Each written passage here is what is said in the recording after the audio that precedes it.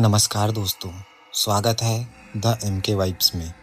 आज मैं आपको 90s के एक ऐसे गांव में ले जाने वाला हूं, जहां ना मोबाइल होते थे, ना कैमरे, ना सीसीटीवी, बस अंधेरा। और अंधेरे के अंदर छिपी ऐसी चीज़ें जिन्हें देखने की हिम्मत हर किसी के बस की बात नहीं होती।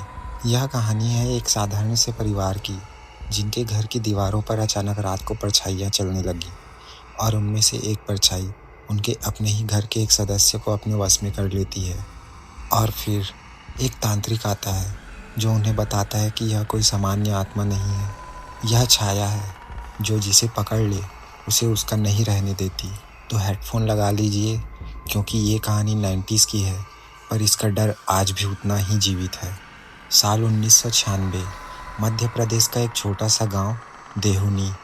गांव में खेत, पुराने कच्चे घर, ऊंचे नीम के पेड़ और रात में ऐसा सन्नाटा कि दूर कहीं कुत्ता भी भौंके तो आवाज़ हवा को चीर कर निकलती। गांव के किनारे एक पुराना चौड़ा कच्चा घर था। इस घर में रहते थे हरीश, उसकी पत्नी गोमती, बेटी कुमकुम और उसका छोटा भाई रघुनाथ। रघुनाथ गांव में सीधा साधा, ईमानदार और शांत इंसान समझा जाता था। कभी किसी से ऊंची आवाज़ में बात नहीं करता, लेकिन उस रात सब बदल गया। उस रात हवा में अजीब ठंडक थी, जैसे गर्मी में भी कोई अदृश्य सांप पेड़ों के बीच फिसल रहा हो।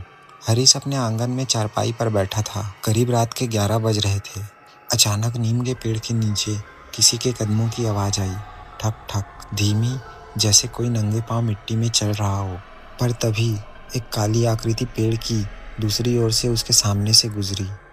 इतनी पतली, इतनी लंबी कि इंसान जैसी नहीं लगी।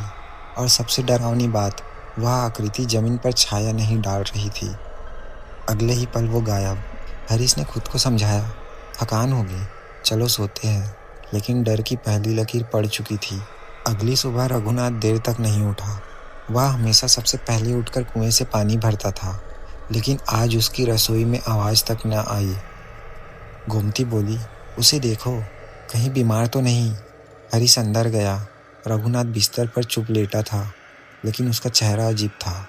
उसकी आंखें पूरी तरह खुली, जैसे किसी चीज़ को देख रहा हो, लेकिन कमरे में कुछ था ही नहीं। हरीश ने आवाज़ दी, रघु। रघुनाथ ने धीरे से गर्दन घुमाई। चेहरे पर कोई भाव नहीं, बस खाली गहरी आंखें। वह उठा और सीधे खिड़की के बाहर नीम के पेड़ को देखने लगा, लगातार, बिना पलक झपकाए। गोमती और हरीश ने सोचा, शायद बुखार है, लेकिन रात होते ही समझ आ गया कि यह बुखार नहीं। रात 1 बजे कुमकुम ने हरीश के कमरे का दरवाज़ा खटखटाया। बाबा, रघु चाचा अजीब सी आवाज़ें निकाल रहे हैं। हरीश भागकर रघुनाथ के कमरे में गया, दरवाज़ा खोला। रघुनाथ कमरे के बीच में बैठा था, आंखें पूरी खुली, चेहरा ज़मीन की तरफ, लेकिन गर्दन अजीब तरह से झुकी हुई थी। और वह सीटी जैसी धीमी आवाज़ निकाल रहा था, ना इंसानी, ना जानवर जैसी। गोमती डर कर बोली, ये रघु नहीं है। उसी समय कमरे की दीवार पर एक लंबी काली परछाई उभरने लगी। परछाई का आकार रघुनाथ जैसा ही था, लेकिन आंखें लाल चमक रही थी।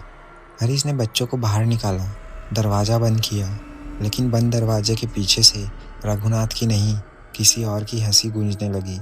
अगले दिन गांव में चर्चा फैल गई, रघु पर कुछ साया चढ़ गया है।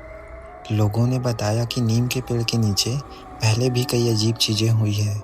गांव के बुजुर्ग बोले, वहाँ एक छाया रहती है, बहुत पुरानी, जिस पर चढ़ जाए उसका बस नहीं। हरीश डर में था, पर उसने हिम्मत की और पास के गांव से मशहूर तांत्रिक धर्मदास को बुलाया। धर्मदास तांत्रिक 70 साल का बूढ़ा, मगर आवाज़ ऐसी कि दीवारें हिल जाए। लोग कहते थे उसने कई आत्माओं को बांधा है। तांत्रिक घर में दाखिल हुआ और बोला, साया पुराना है, बहुत पुराना, और यह शरीर का नहीं, छाया का खेल है। तांत्रिक ने नीम के पेड़ की जड़ पर बैठकर मंत्र पढ़ना शुरू किया। कुछ देर बाद उसकी आंखें फैल गई।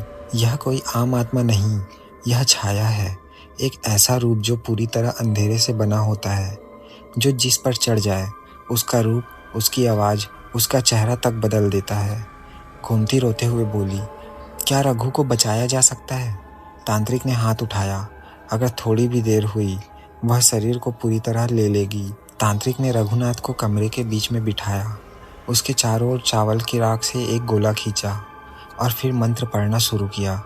अचानक रघुनाथ की गर्दन पीछे की ओर मुड़ने लगी। उसकी आवाज़ भारी, गहरी और दोहरी हो गई। तुम लोग मुझे रोक नहीं पाओगे, यह मेरा है। घर की दीवारों पर काली परछाइयाँ उभरने लगी, हर परछाई रघुनाथ जैसी, लेकिन उसका मुंह खुलकर लंबा होता जा रहा था। गोमती और हरीश बच्चों को पकड़कर कोने में खड़े थे। तांत्रिक ने लकड़ी की माला उठाई और चिल्लाया, दिखा अपना असली रूप। अचानक छाया कमरे के कोने में काली धुएं की तरह इकट्ठा होने लगी। वह धीरे धीरे स्त्री का आकार लेने लगी। लंबे बाल, पतली हड्डियों जैसा शरीर और आंखें लाल नहीं, जैसे जलते हुए कोयले। उसने एक चीख मारी जिससे पूरा घर हिल गया। तांत्रिक ने अग्नि प्रज्वलित की और मंत्र तेज किए। रघुनाथ का शरीर कांप रहा था। छाया उसके करीब आ रही थी, जैसे उसे वापस खींचना चाहती हो। तांत्रिक ने हरीश से कहा, अगर यह छाया उसे छू गई तो यह शरीर कभी तुम्हारा नहीं होगा। उसने अपनी कमर से एक छोटी शीशी निकाली। उसमें लाल रंग का तरल था। इसे जलते गोले में फेंक दो, लेकिन ध्यान रहे छाया के करीब मत जाना। हरीश ने कांपते हाथों से शीशी उठाई। छाया ने उसकी ओर देखा और फुसफुसाई, तूने मुझे देखा था नीम के पेड़ पर उस रात। हरीश के पैर जम गए, उसकी सांस रुकने लगी। तांत्रिक चिल्लाया, फेंक दे वरना सब खत्म। हरीश ने हिम्मत जुटाई और पूरी ताकत से शीशी आग में फेंक दी। धड़ाम, धुएं का विस्फोट हुआ। छाया एक झटके में पीछे हट गई। रघुनाथ जमीन पर गिर पड़ा। तांत्रिक ने मंत्र का अंतिम श्लोक पढ़ा और धीरे धीरे छाया एक लंबी दर्दनाक छींक के साथ हवा में घुलने लगी। कमरा शांत, सब खत्म। रघुनाथ 3 दिन तक सोता रहा, फिर धीरे धीरे जागा। उसे कुछ याद नहीं था, ना परछाई, ना आवाज़ें, ना रातें। पर हरीश और गोमती को सब याद था। गांव वालों ने नीम का पेड़ काट दिया और उसकी जगह छोटा मंदिर बना दिया। तांत्रिक ने जाते जाते सिर्फ एक बात कही, छाया गई नहीं है, बस बांधी गई है। 90s हो या 20s, अंधेरा जहाँ भी होगा, छाया उसका रास्ता ढूंढ ही लेती है। कुछ महीनों बाद कुमकुम आंगन में खेल रही थी।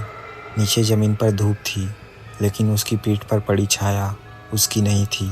वह उल्टी दिशा में थी और आकार एक लंबी पतली स्त्री की। कुमकुम ने पीछे मुड़कर देखा, वहाँ कोई नहीं था। अगर कहानी ने आपकी आत्मा को हिला दिया हो तो लाइक, शेयर और सब्सक्राइब करना मत भूलिए। और अगर आपके साथ भी कोई अजीब, डरावना या अनसुलझा अनुभव हुआ है तो आप मुझे इंस्टाग्राम पर DM कर सकते हैं। शायद अगली कहानी आपकी ही हो।